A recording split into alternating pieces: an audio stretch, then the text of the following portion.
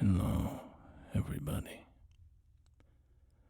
and welcome to Elden Ring Nightreign. Elden Ring Nightreign. Today, I wanted to play a little footage for you of a game that I played recently with the Executor, and we are going against my favorite boss in the game, and I wanted to show you that boss, so I will commentate on the gameplay a little bit. But, yeah, it's mainly just to show you a little gameplay and show you the Executor character, which I'm really enjoying. He might be my favorite character. And to show you the final boss, Libra, the Equilibrious Beast, who I really enjoy.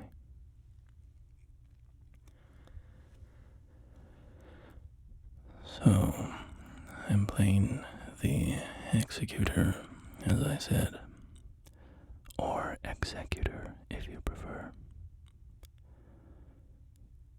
It's sort of a funny thing. I have been calling him the Executor, and in any other context, if you're talking about, for instance, somebody who carries out a will, I would pronounce that word as Executor. But for some reason, in the context of this game where this character, executes people, it just felt appropriate to call him the Executor. But either way, he is a very cool character, and I have created a build for him that I'm really enjoying. And it has to do with my Ash of War ability that I put on my starting katana. And that ability is called Seppuku. And with it you inflict blood loss on yourself. But in doing so, your armament gains increased or deals increased blood damage. And you get some power boosts. I think your attack power increases and maybe your stamina recovery, I'm not positive. But I've been having a lot of fun. Oh, yeah, this was annoying. It fell off the cliff and died. And then he didn't drop the talisman that the scarabs are normally supposed to drop.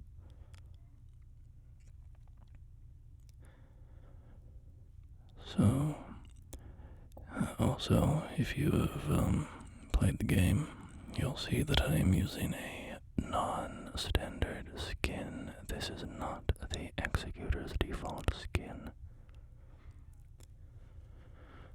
When you beat the game, you unlock some additional skins for purchase, and this is one of them. It's modeled after an invader from the Dark Souls series. Kirk, the Knight of Thorns.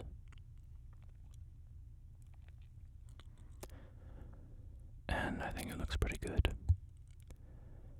The Executor's other skin from the end of the game also looks really, really good.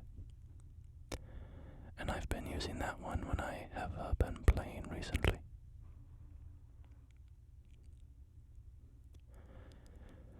But I found a different build recently that I have been really enjoying. And it is using a relic that I found which increases my attack power permanently for every Everjail that I open and prisoner that I defeat from an Everjail.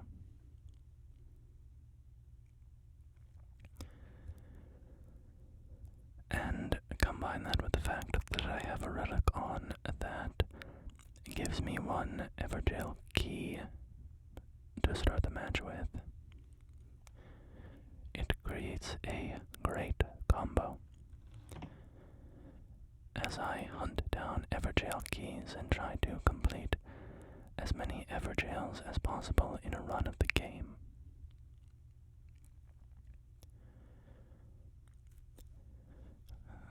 The other thing I should say about my gameplay with the Executor is that he has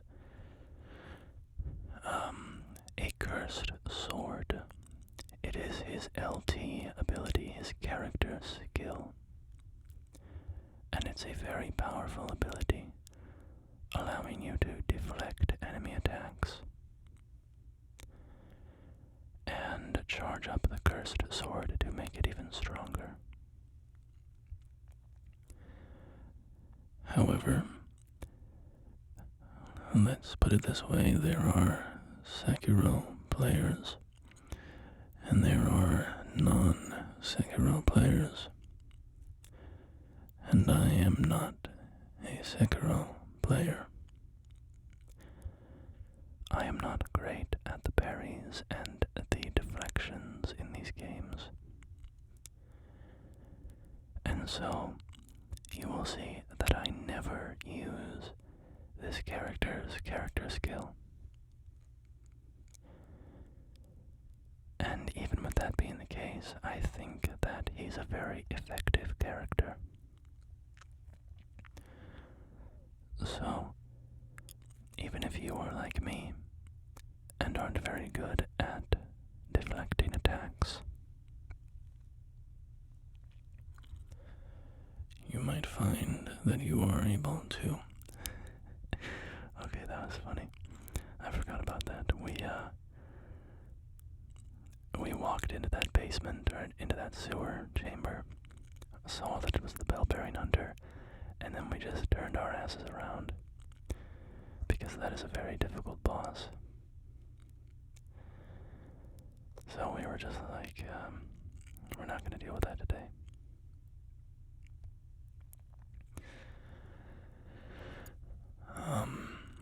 But yeah, you can have a fun time with this character, even if you are not a great parrier, as I am not.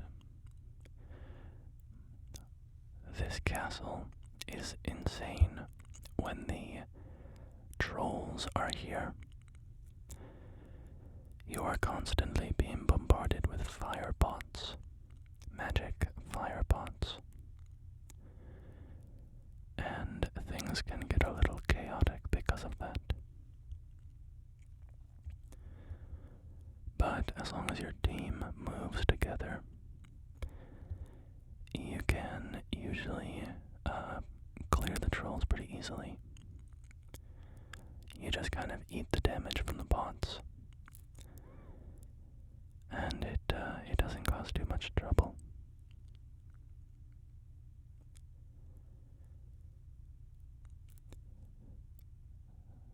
So, the Executor has a good starting weapon. Oh, and here I use my seppuku skill so you can see my starting weapon is now coated in blood, and I have some stat buffs. And I should talk a little more about that because That's a good skill on anybody, really. But there is an additional reason why it's very good on this character in particular. And that is because the Executor has a passive ability where every time he suffers a status effect, or maybe it's every time the status effect ends on him, I forget exactly, but every time it happens, he gains buffs.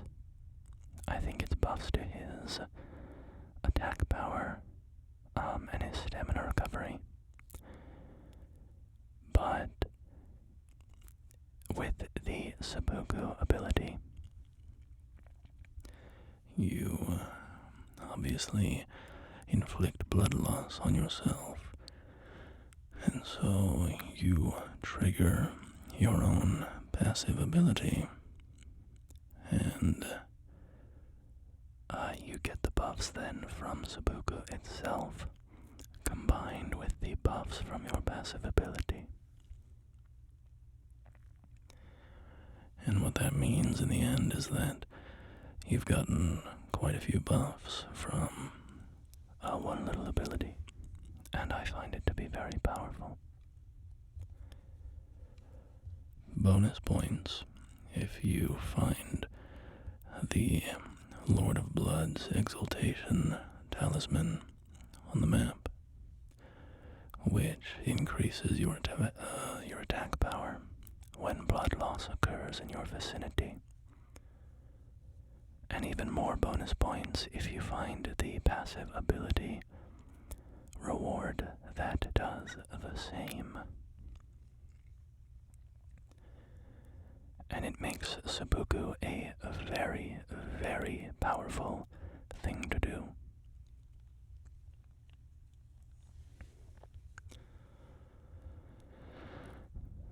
So, here we're fighting a Deathrite bird, and I'm using Seppuku on myself to get all charged up. I had an incredible run the other day as the Executor, where I got multiple blood loss power increases. The Lord of Blood's Exaltation. I think this is actually, yeah, I go down here, I full die. I should have followed my team when I saw that they were leaving, but I thought that I could encourage them to stay if I stayed. I thought that we could finish off that boss if we just committed. But once I saw them pulling out, I should have done the same. Especially because it's not a big deal to leave a boss. You can just come back the next day and finish them off. So that was definitely a mistake on my part. But not a critical mistake, you know. I just lost one level. And by the way, that's something that I would bring up about this game. The death spiral sort of thing where if things start going bad for you, you, I don't know, feel like they're not going to turn around, is very avoidable in this. I have seen many times at this point a teammate go down once, maybe twice in a row, and then they just rage quit and leave the game. I would like to say that I have had some things go very wrong in this game. I've had total party wipes, sometimes even multiple times in a run, and we still end up beating the Night Lord at the end, or the final boss. So, I just want to tell you that just because things seem like they are going wrong, it does not mean that you cannot recover from them. So please, don't rage quit the game. It makes those of us who stay behind very sad, because we're now a teammate down.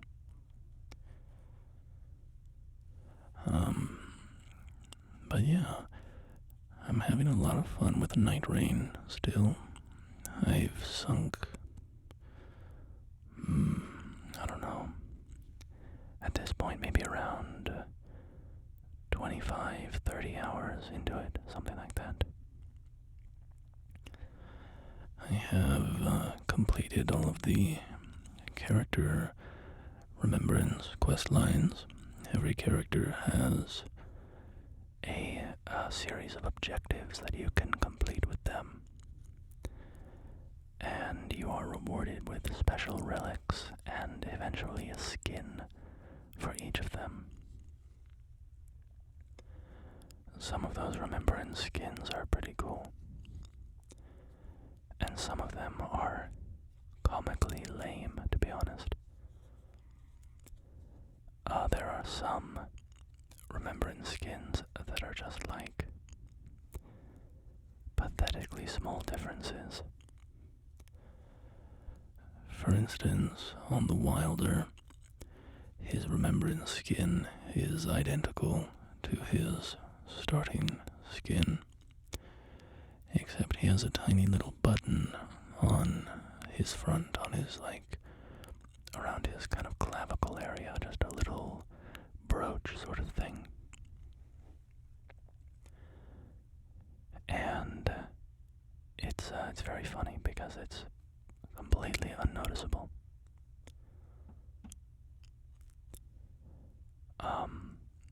Anyway, I'm trying to get into this wizard tower here, and I think I missed I think there's a shack on the side of this one. Yeah, there was a little shack on the side. This was maybe before I learned that was a location where there could be a crest. To get into those wizard towers, you have to find a hidden crest in the area, and they can be hidden behind illusory objects. But yeah, before you learn the locations, it can be very hard to get into those towers. Honestly, I would just recommend looking up the locations. Because of how fast Nightreign is, how fast-paced it is, I just don't think that it's worth, spending your time trying to find the crests yourself. Better to just know where they are and then, look for them as knowing the basic locations. Sorry, my mind just wandered off there, and I did not take the off-ramp of that sentence very gracefully. I am really enjoying Nightreign still. That was kind of funny, he knocked me off the cliff. Oh, and my buddy too. So we had to jump all the way back up. I'm really enjoying Nightreign. I think it's a great game. I do want to do a full review of it. I think that'll be my next Nightreign video. Will be my actual review. I'm just trying to get a few of the other endings. But I've pretty much seen all of that the game has to offer. And I have thoughts. I definitely have thoughts about it.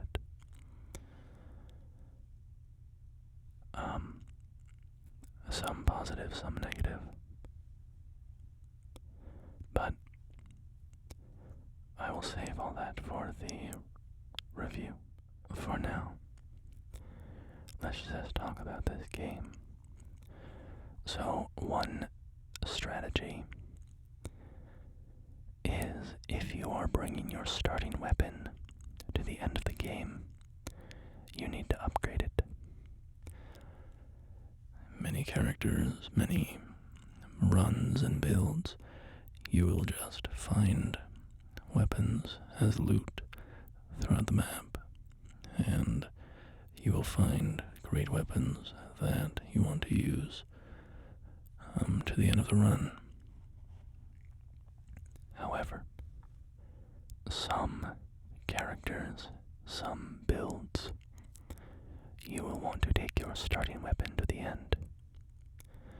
So for instance, with this character here,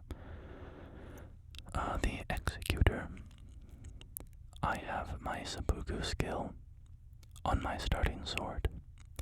And as I said, that seppuku skill is kind of a cornerstone of this build that I'm playing here. So, I'm going to take it into the final boss fight. And because of that, I want to get it upgraded to purple quality.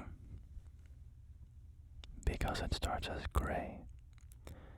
So you have to find a blue smithing stone, and then a purple smithing stone.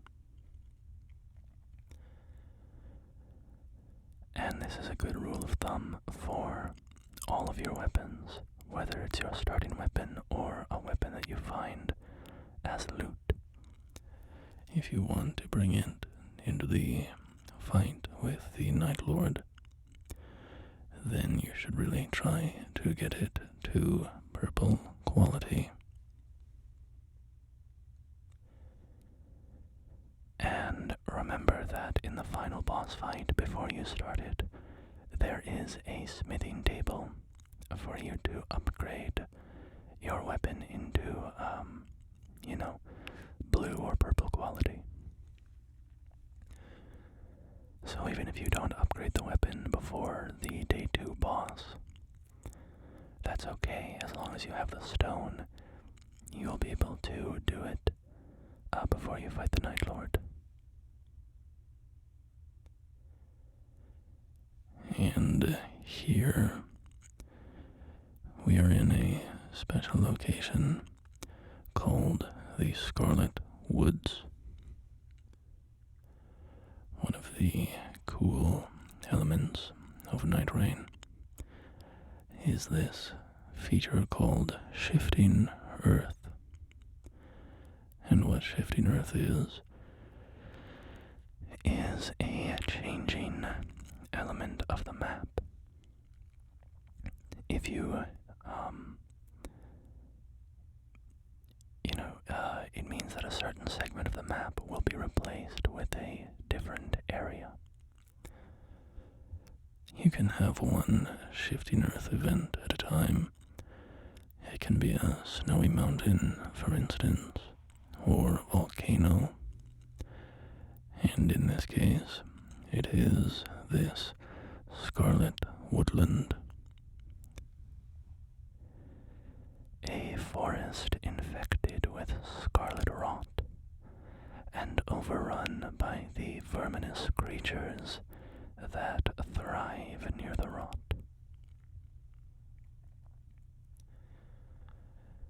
And each of these Shifting Earth areas has a secret, a hidden power-up that you can find. And in the case of the Scarlet Woods, that hidden power-up is, it gives you 3 benefits. First, it gives you immunity to the scarlet rot condition. Second, it increases your health pool. And third, whenever you take damage, if you quickly deal damage, you can recover a portion of the health that you lost. So it's a pretty effective bonus.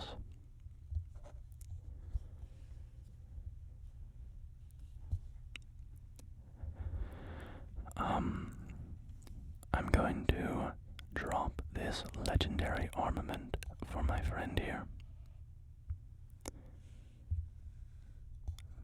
Sometimes if you're kitted up well enough, it can be advantageous to forego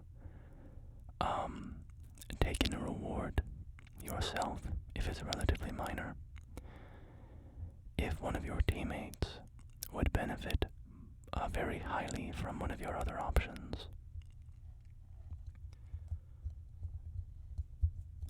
So keep that in mind when you're playing as well. If you're playing a melee character, for instance, and you have a recluse on your team who is a spellcaster, and one of your rewards, let's say, is plus 10% maximum FP, and your other reward is a legendary staff, it might be wise to drop the legendary staff for your teammate, because plus 10% FP is not a very significant change for you most of the time, unless you have an Ash of War that you're really interested in using or something. For the most part, it's not a very good buff for a melee character. But that staff might be game-changing for your spellcaster friend. So that's something to keep in mind. You know, strategy-wise. These Blackblade Kindred bosses are really hard. They have a lot of health.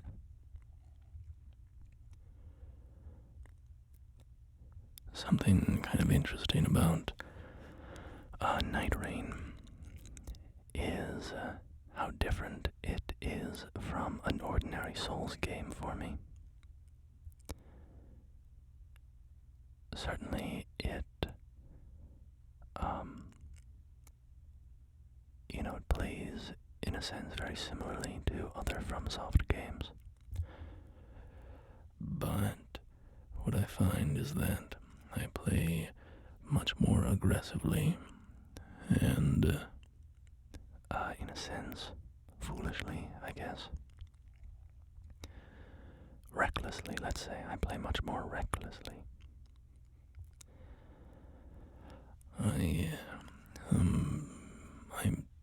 more aggressive with launching into long combos. Whereas in, Elden Ring base game, or any other game, where I'm playing by myself, and I'm the only one fighting the boss, you have to play much more cautiously, play a lot more defensively, play a lot more safely, and seize small windows of opportunity to attack the boss.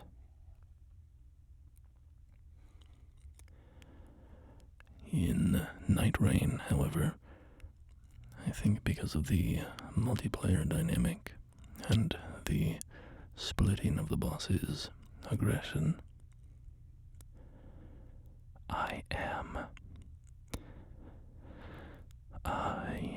I'm more likely to just try to bludgeon my way to the boss's health bar,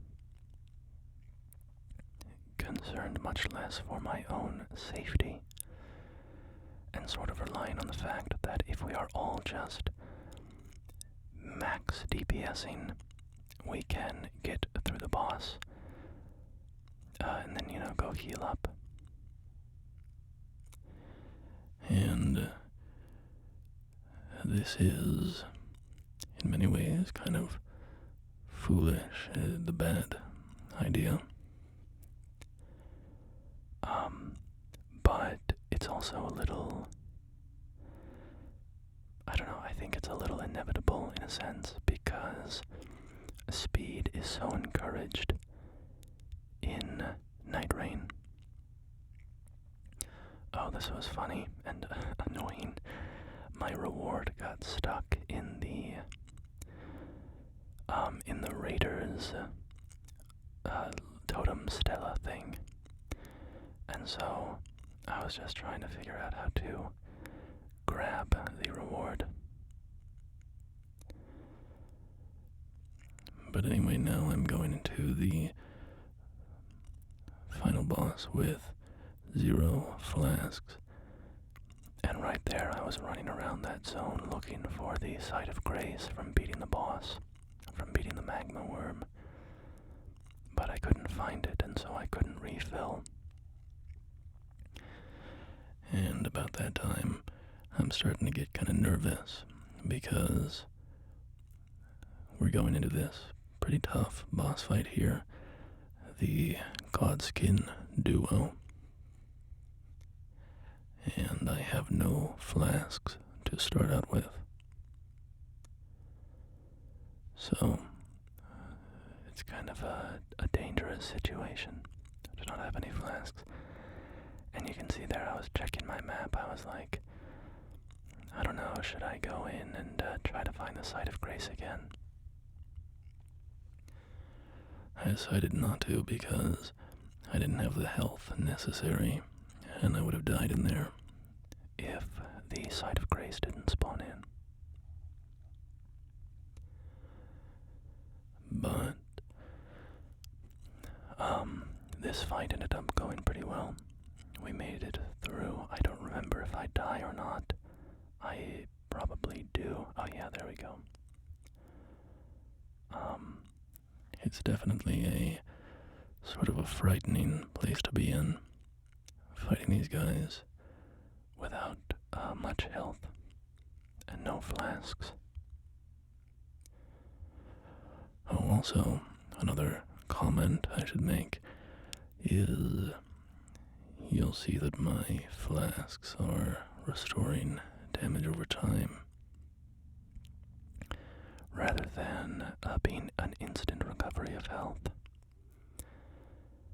I normally wouldn't have chosen that bonus, as I don't think it's very good.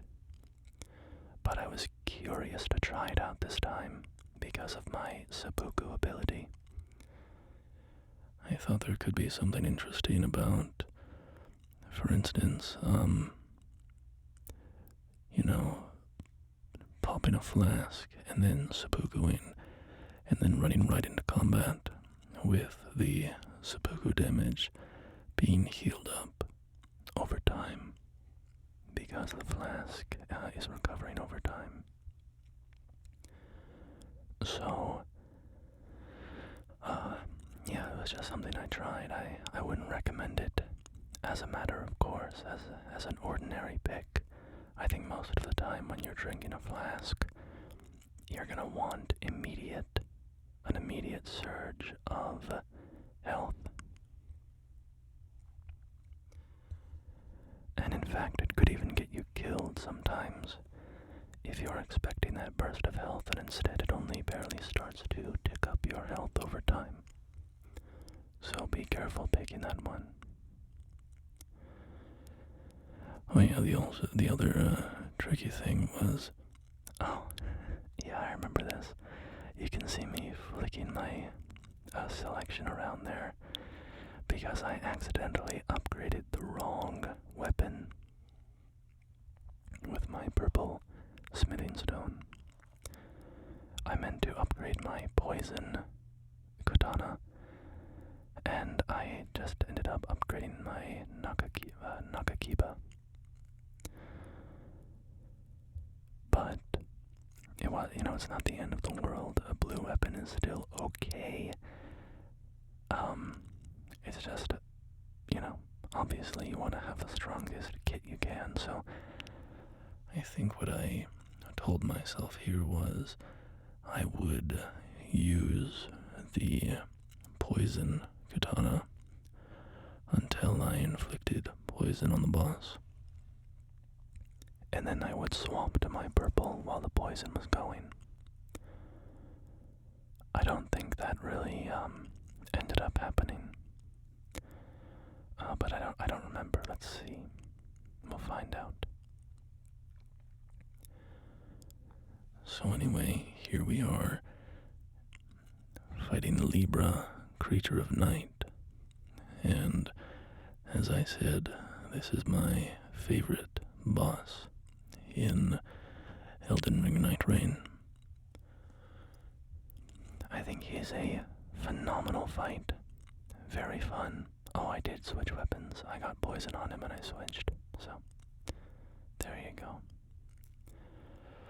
I do remember, I think on this build, I also did more damage to poisoned enemies. And so, it was very important for me to get poison on him.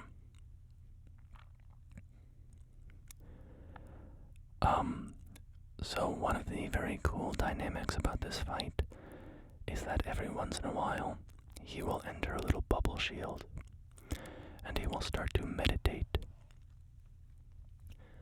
And if you let him finish his meditation, he becomes very strong and gains a lot of new abilities. And if you break him out of his meditation, he enters that chaotic, ferocious state.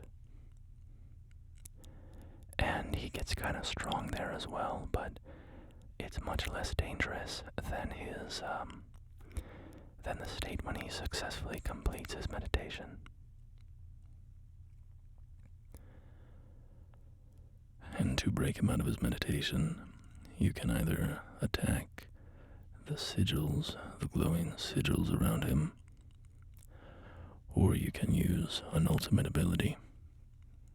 I'm not sure if all of the ultimates break him out of his meditation. Something like the Duchess's probably wouldn't, I don't know.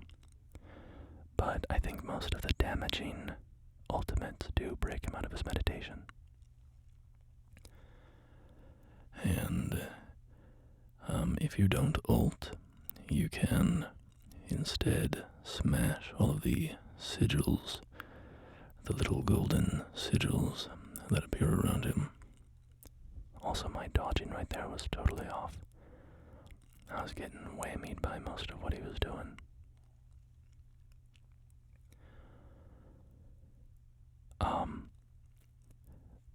I don't remember. I think we keep him from reaching his special state. Oh, interesting. It actually looks like my ultimate doesn't work with breaking him out. It was only when Wilder, I think, used his ultimate that his meditation ended. So, unfortunately, I don't think you'll get to see what he looks like when he completes his meditation.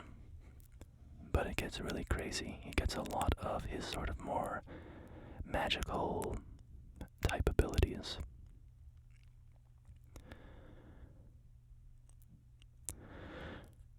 Here's another. Oh, wait. Yeah, I think he does it here. Let's see. Okay, never mind. Yeah, we prevented him the whole time, I guess. Another tip is you'll see that I have this madness bar filling up from a lot of his attacks. That can be very dangerous. But those little golden motes that he drops on the ground, if you touch them, you lose a little bit of your madness buildup.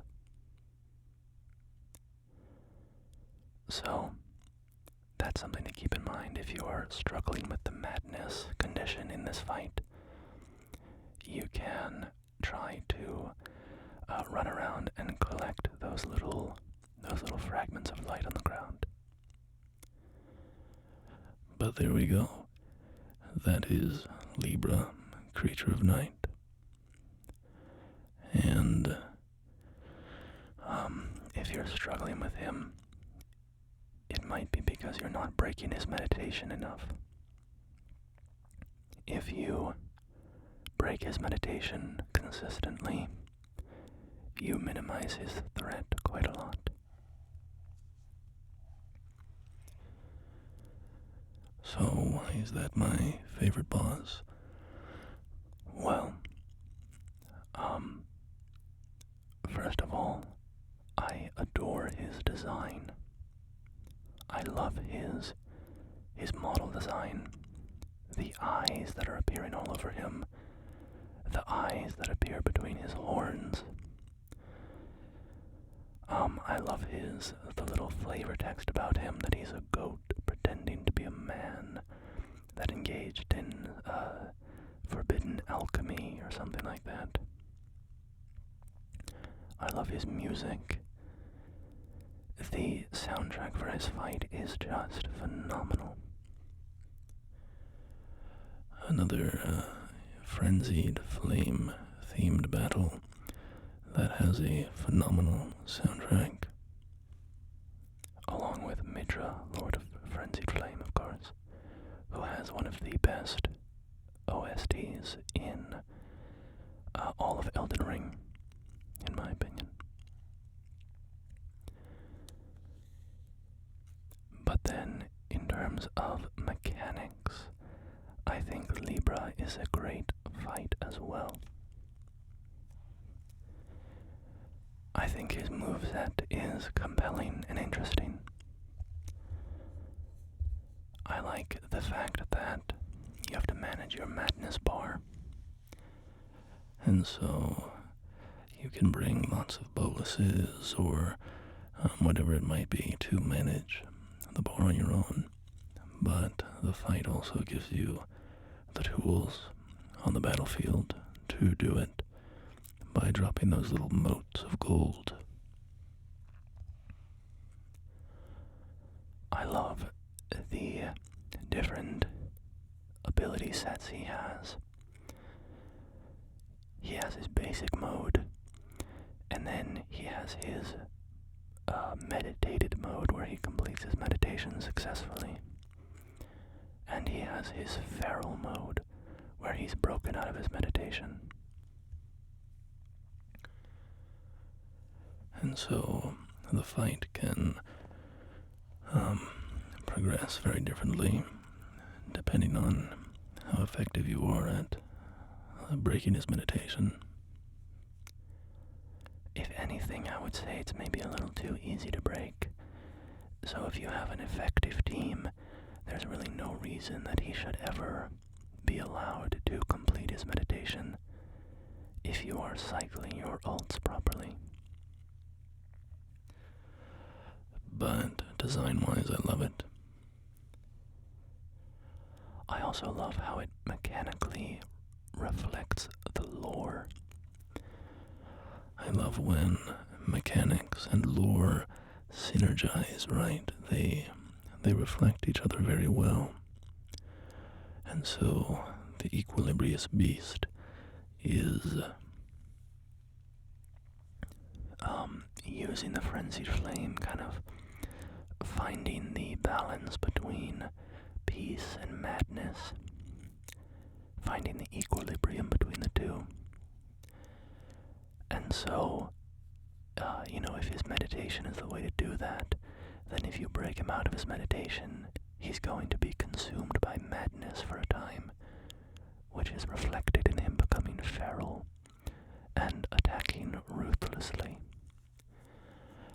And if you allow him to complete his meditation, then he will kind of be in control of his senses and his powers more fully. And he's able to use his more mystical, sort of spellcasting-esque abilities. So I really like how that all ties together neatly.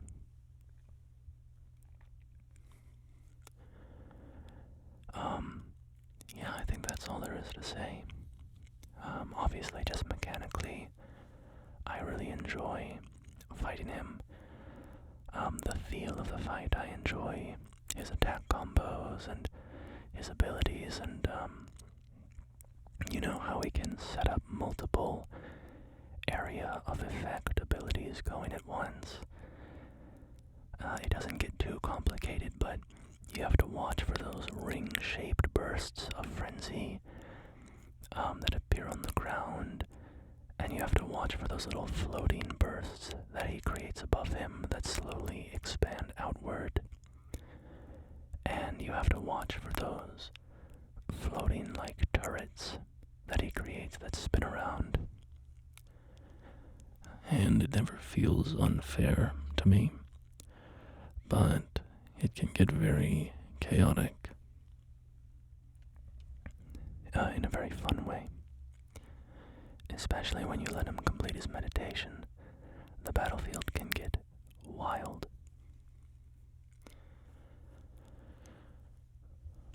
But yeah, I think that's all I have to say about Libra, Creature of the Night.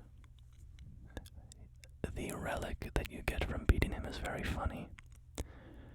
You can use a gesture, the crossed legs gesture, where it's just you sitting on the ground, to cause a buildup of madness in yourself and inflict madness on yourself. But then, whenever madness is inflicted on you, you regain FP. And you also get a really big discount from merchants, which reflects the other side of him. We didn't see it in this run because my teammates ran in and attacked him right away. But when you walk into his boss arena, you can make a deal with him, and you get some kind of power in exchange for some negative effect. So, for example, you can choose to be saved from death, and what that means is if you would go down, you're protected from going down, but then your maximum health decreases permanently for the rest of the fight. So that's a fun element of his fight as well, interacting with him in that way before the fight begins. Before I found the seppuku relic on my Executor, I was actually thinking of using that, the Libra relic. I was actually thinking of using the Libra relic on the Executor to trigger my own status effect passive. I told you about how if, you trigger a status effect on yourself as the Executor, then you get stronger for a bit. Well, it happens if any status effect from any source, right? But, however, once I found the seppuku relic, that was much easier and faster to do, and came with other benefits as well. So, the Libra relic didn't really seem worth it. The Libra relic is a really fun idea.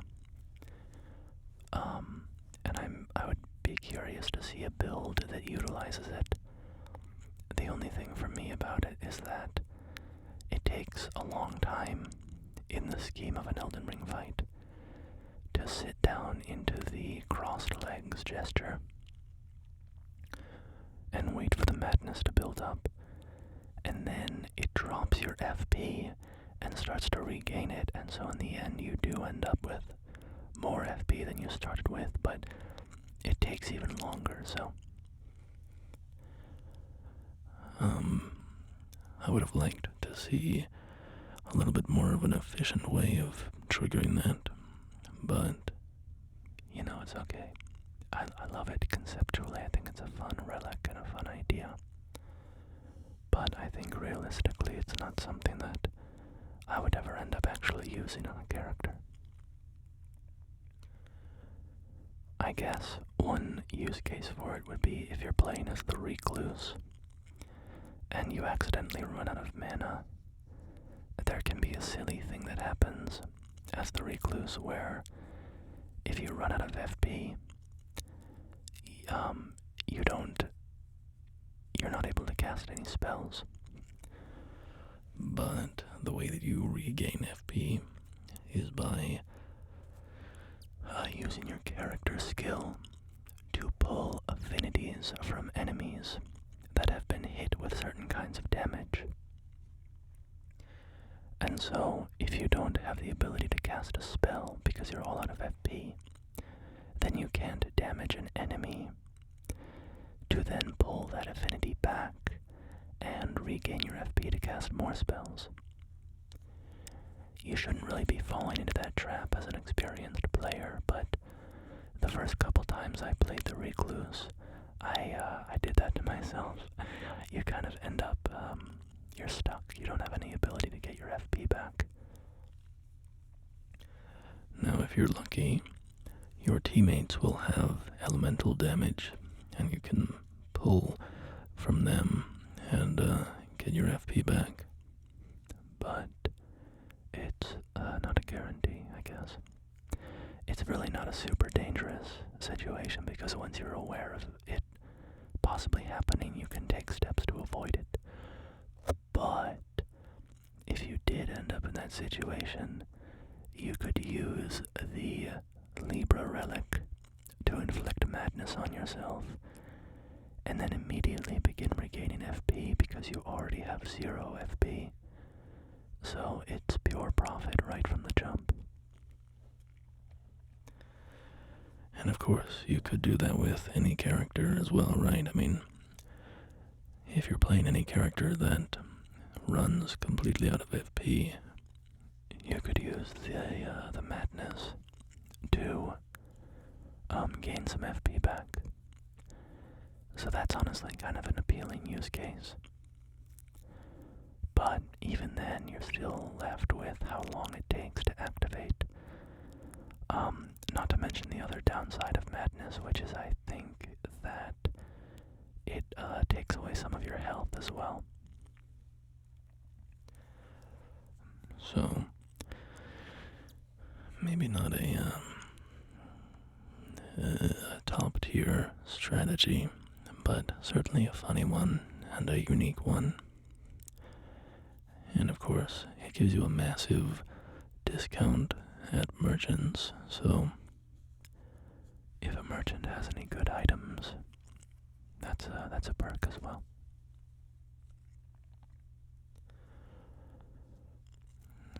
But yeah, I do think I'm nearing the end of my time with Nightreign. I'm still having a lot of fun with it, but now that I've pretty much completed all of the quests and all of the sort of structured objectives about the game, I'm just trying to get a few character-specific endings. I don't know how the endings work exactly. I've seen 3 endings so far, I think. I've seen the base ending, I've seen the special Iron Eye ending, and I've seen the special Recluse ending. But both of those special endings were for completing their remembrance quest. You had to do a certain thing at the end of the game to complete their remembrance. So I don't actually know if you beat the game with like the Raider after his remembrance is done, is there going to be a special ending for the Raider? And I'm thinking maybe not, I don't know, but I haven't beaten the Night Lord with anybody other than those 2 at this point, so I need to go back and play again and beat the Night Lord with Executor or Raider or Revenant or something. And see if there's anything to do with them.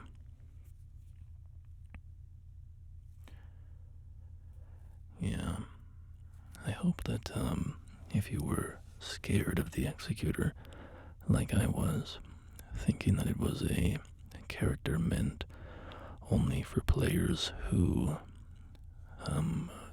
are good at deflecting, I hope that this video encouraged you to maybe give it a try, because the skill floor for the Executor is not as high as you might think it is. After all, you saw me just win a run without ever using his cursed blade. Now granted, I had a good team, so, But, and I will say, I think a well played Executor, if you're good at deflecting, that's probably amazing. I mean, you can do extremely well. But that ain't me. I am not a good Sekiro player, so... but yeah, the Executor, a lot of fun. I really like the seppuku combo with him. And I also really like his character story. I love his character story. I think it's my favorite quest line for any of the characters is the Executors. I want to do a Nightreign lore video sometime. I'm kicking myself though because I should have recorded footage of doing the quests. And I didn't. I did all the quests without recording any footage. And then it occurred to me that, you know, if I'm gonna do a lore video about the Nightfarers, that I would need that footage. But can I mean, if I just take footage from somebody else, I can just credit them, right? And that's probably fair game. I mean, I'm sure there's people who have made compilations at this point of the Remembrance quests. Is that kosher, or is that like... is that not cool? Obviously I would credit them on screen and in the description, but anyway, I do want to do, I think in terms of Nightreign videos, I have 2 more I want to make. I want to do my review of the game. And I want to do my lore video for it, which might be more than one, depending on how in-depth it turns out to be. Maybe 4 characters in one video and 4 characters in the other. And then there's obviously lore to talk about besides the characters. I mean, talk about the Night Lord, talk about the Night itself, talk about the Cutting Gifted tribe, which is very deep lore in this. There's it's not fronted, but this lore about this old tribe seems to be very central to what's happening in the game, and ties into the base game of Elden Ring. But yeah, I guess we'll see. We'll see. Obviously, plans can always change, and I'm not, necessarily committed to any particular videos. I would like to go back and do more lore videos for Elden Ring as well. I really enjoy making those. Do stuff about the Volcano Manor or whatever. Like I did with my last Raya Lucaria video. The funny thing is, they've been getting more and more complex. My earliest Elden Ring lore videos, it was basically just me reading all of the items. All of the relevant items, and then I would ramble a little bit about them.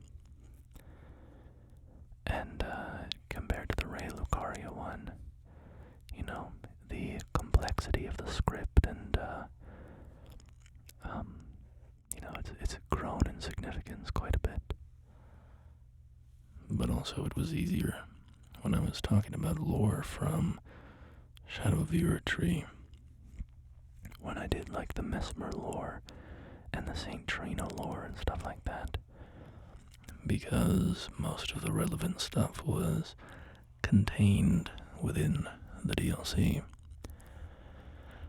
And that meant that the scope of the video was kind of much smaller and a lot more contained and a lot easier to sort of wrap my hands around.